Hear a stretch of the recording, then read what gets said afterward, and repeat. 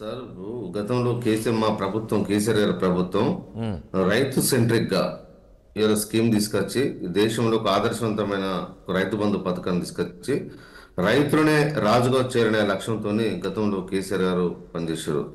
అది రైతు అనేవారు ఎంత ఏ రైతైనా కావచ్చు, చిన్న రైతే కావచ్చు, పెద్ద రైతు కావచ్చు, రైతు అనే కోణంలో పూట గతంలో కేసీఆర్ గారు ఆలోచించరు. గత ప్రభుత్వంలో మేము చేసిన మీ పథకాన్ని అమలు ఇస్తూ ఉంటే చాలా మంది ఈ కాంగ్రెస్ పార్టీ సంబంధించిన నాయకులు, రేవంత్ రెడ్డి గారు, మిగతా నాయకులు ఎవరైనా కూడా రైతు బంధుని విమర్శించారు. రోడ్లకు, గుట్టలకు, వాటికి వీటికి ఇస్తున్నారని చెప్పి ఎన్నికల్లో ప్రజల్లో కూడా ఒక అయోమయాన్ని సృష్టించారు. భూమి లేని రైతులకు, భూమి ఉన్నవారి పైన ఒక ద్వేషం పెరిగే విధంగా చేసి ఇవాళ ఈ పేద వర్గాలు అందరినీ, అంటే భూమి ఉన్న వారి పైన ఎగుదేశ విధంగా వారంటే ఒక ద్వేషపూరితమైన వాతావరణాన్ని క్రియేట్ చేయడంలో కాంగ్రెస్ పార్టీ సక్సెస్ అయింది. ఇవాళ అందులో భాగంగా వాళ్ళ అధికారంలోకి వచ్చారు. ఇవాళ వాళ్ళ అధికారంలోకి వచ్చిన తర్వాత సంవత్సరం అయినా కూడా ఇప్పటి వరకు కూడా మరి దీని మీద ఎందుకు ఒక నిర్ణయం తీసుకోలేకపోయారు? గత ప్రభుత్వం రోడ్లకు, గుట్టలకు, వాగులకు, వంకలకు ఇచ్చని చెప్పి ఏదైతే ప్రచారం చేశారో ఎందుకు తీర్చలేకపోయారు? కేసీఆర్ గారు ఆనవాళ్ళు లేకుండా చేస్తా అని చెప్పిన ఇదే రేవంత్ రెడ్డి గారు మరి దీని మీద ఎందుకు సమీక్ష నిర్వహించి వచ్చిన వెంటనే ఒక నెల రోజుల లోపలనే ఎందుకు నిర్ణయం తీసుకోలేకపోయారు? అనవసరంగా భూస్వాములకు వందల కోట్లు, వేల కోట్ల రూపాయలు పోతుందని చెప్పి ప్రచారం చేసిన ముఖ్యమంత్రి రేవంత్ రెడ్డి గారు అధికారం రాకముందు ఇవాళ అధికారం తన చేతిలో పెట్టుకున్న తర్వాత ఎందుకు దాని మీద ఒక స్పష్టత ఇవ్వలేదని చెప్పి ఇవాళ మేము ప్రశ్నిస్తూ ఉన్నాం.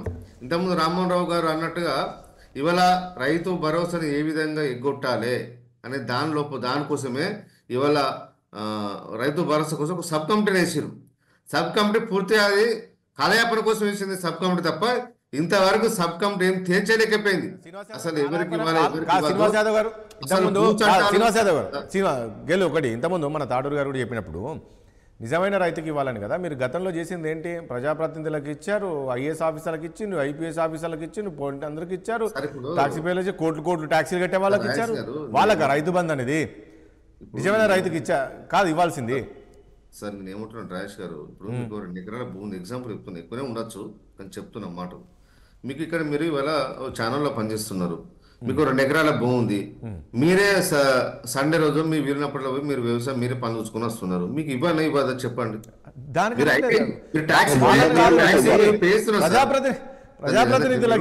చేస్తున్నారు, మీకు ఇవ్వదా? నేను అదే అంటున్నా కదా, ఇట్లాంటి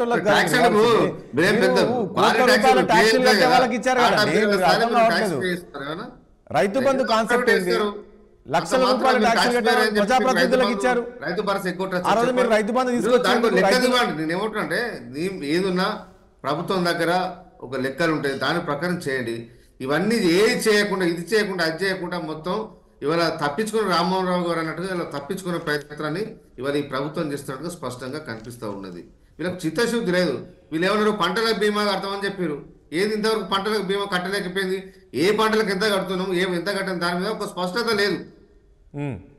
ఈ సబ్ కమిటీ దేనికోసం వేసినట్టు?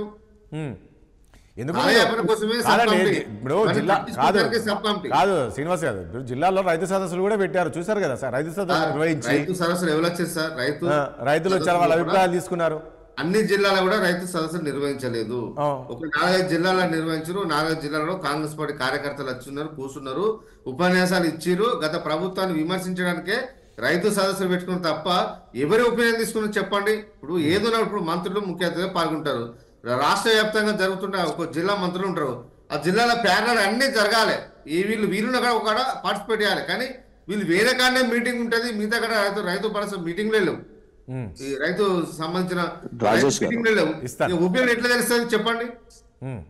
ఇప్పుడు కింది స్థాయిలో ప్రజాప్రతినిధులు మీరు ఇన్వాల్వ్ చేయలేదు, అధికారులను ఇన్వాల్వ్ చేయలేదు. మీరు ఇచ్చారు శ్రీనివాస్ గారు. ఆ రోజులో మీరు ఎట్లా ఇస్తే మొత్తం గుట్టలు రాళ్ళు ఏమంటున్నా, మేము గుట్టలకు ఇవ్వలేదని మేము చెప్తున్నాము, రోడ్లకు ఇవ్వలేదని చెప్తున్నాము. మేము ఇస్తే ఎన్ని ఎకరాల గుట్టలకు ఇచ్చాము, ఎన్ని ఎకరాల రోడ్లకు ఇచ్చాము మీరు తేల్చండి. ఎందుకు ప్రజల ముందు పెట్టలేకపోతే డాక్యుమెంట్? అదే పనిలో ఉన్నారు, అధికారం మీ చేతుల్లోనే ఉంది కదా. అదే పనిలో ఉన్నారు కదా వీళ్ళు, అదే పనిలో ఉన్నారండి, అదే పనిలో ఉన్నారు వీళ్ళు. ఇప్పుడు అధికారులకు అదే ఇచ్చారు సార్. ఎప్పుడు తెలుస్తారు? ఇప్పుడు ఇంతకుముందు తాడూరు సీనన్న చెప్పిండు, ఇలా ప్రభుత్వం మీ చేతిలో ఉన్నది, ఏది అగ్రికల్చర్ ల్యాండ్, ఏది నాన్ అగ్రికల్చర్ ల్యాండ్ అని చెప్పి నెట్లో కొడితే మీకు ఒక గంటల రిపోర్ట్ పెట్టేసిన సత్తా ఇవాళ ప్రభుత్వ యంత్రాంగం దగ్గర ఎఫిషియెంట్ అధికారులు ఉన్నారు. మరి ఎందుకు నిర్ణయం తీసుకోలేకపోతున్నారు?